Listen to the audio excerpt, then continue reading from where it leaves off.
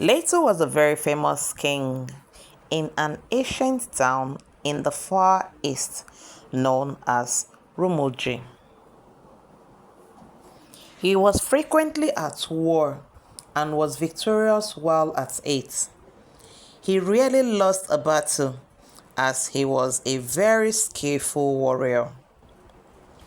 All the prisoners he took while defeating them in the battle became his slave. He therefore became very rich, but on the other hand, he had many enemies. The people of Itu in particular were very angry with him and wanted to kill him, but they were not strong enough to beat Leto in a pitched battle, so they had to resort to craft. They needed to find a way to get rid of him fast. The Itu people had an old woman who was a witch and could turn herself into whatsoever she pleased.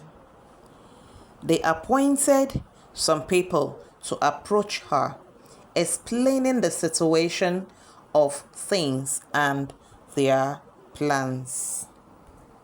The old woman didn't allow them to speak for long before offering to kill King Leto, as it was going to be a revenge mission for her. King Leto had killed her only son in a battle some years ago. The people were very glad and promised to give the old woman lots of money and clothing if she succeeded in ridding them of their worst enemy. The witch didn't waste any more time. When they left, she immediately turned herself into a young and pretty girl, irresistible for any man not to look at. Immediately she changed.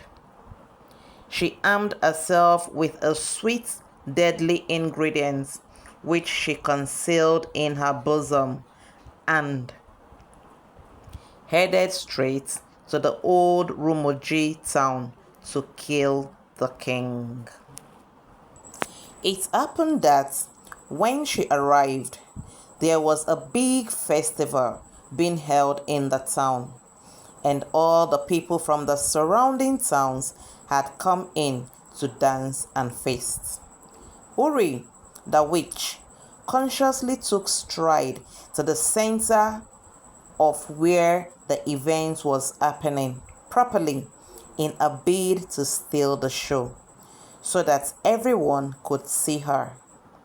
As she appeared, the people all marveled at her beauty and said that she was as beautiful as the setting sun when all the sky was red.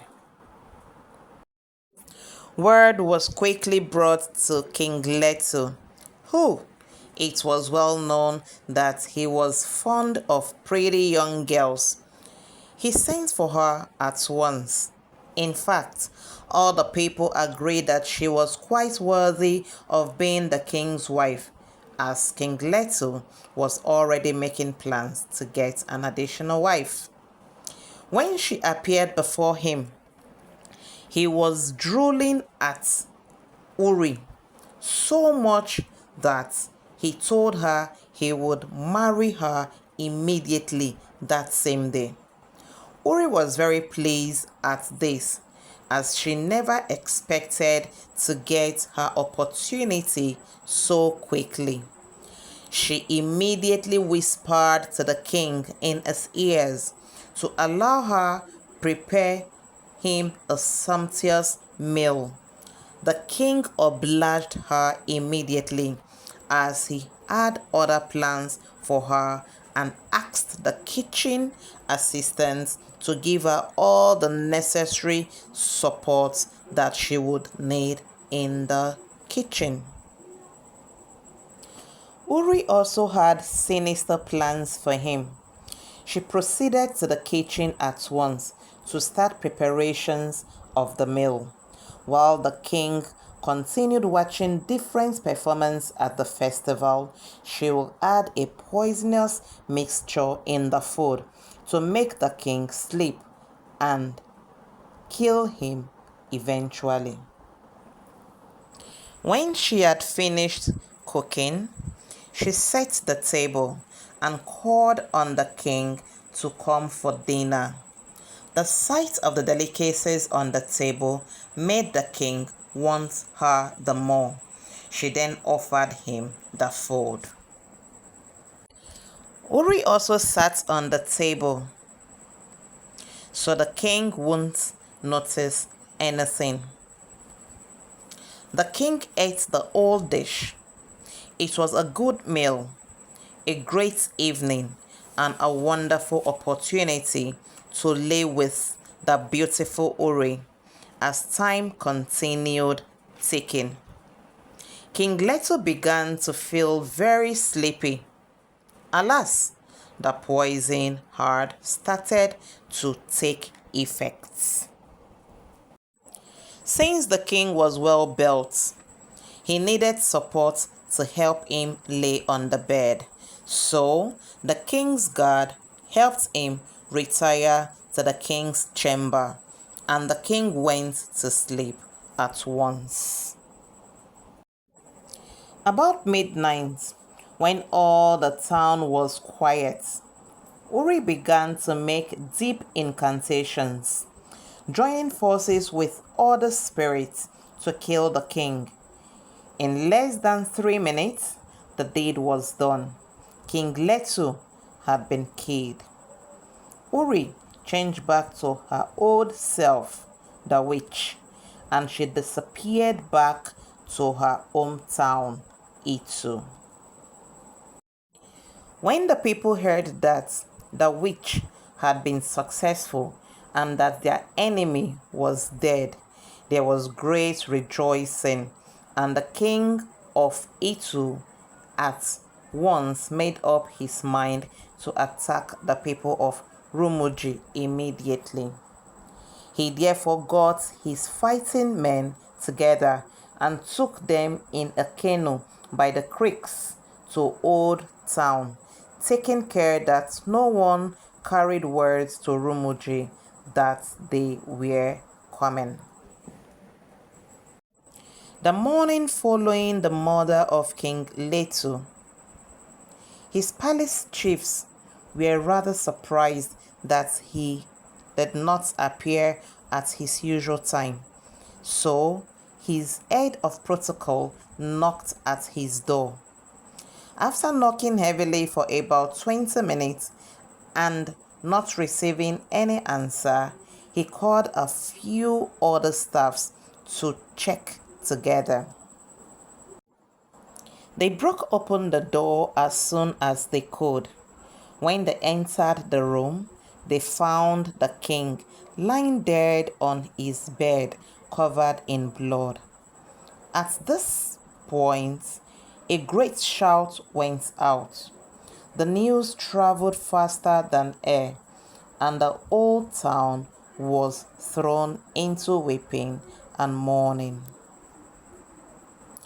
No one thought about the pretty stranger. They never connected her in their minds with the death of the king, and were quite unsuspicious of any danger, and were unprepared for fighting. In the middle of their mourning and crying, the warriors of Itu attacked the people of Rumuji town, taking them quite by surprise. It was a bloody fight which lasted the whole day, morning through night.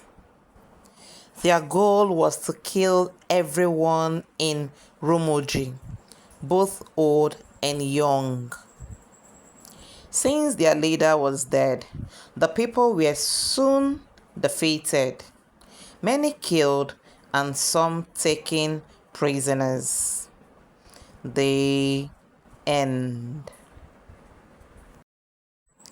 So guys, we're going to talk about the morals of today's story, okay?